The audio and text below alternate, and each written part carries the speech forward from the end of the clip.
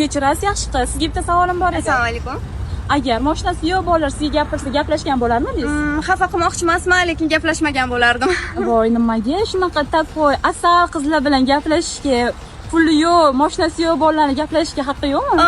Menimcha ular harakat qilishlari kerak. Ularga masalan chiroyli o'ziga qaragan qizlar yoqadi-ku, o'ziga qaramagan qizlarga ular gap otishmaydi.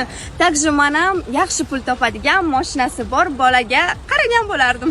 Unda qanaqa mashinali bolaga gapirsa, gaplashgan bo'lardim? Menga Suis mashinasi juda ham yoqadi. Qarang, qanaqa chiroyli.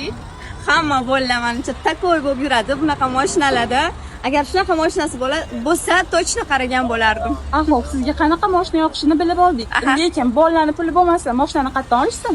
Bu hozirda problema emas. Mana Suis avtosaloniga kelib, bemalol 5000 первоначальная summa bilan, boshlang'ich to'lov bilan Suis mashinasini olib chiqib ketsa bo'ladi. Vau, javob uchun rahmat. Haydgancha bizning avtosalonimiz Sergelida joylashgan Drivers Village ro'parasida. Sizlarni Suis avtosalonida kutib qolamiz, kelinglar.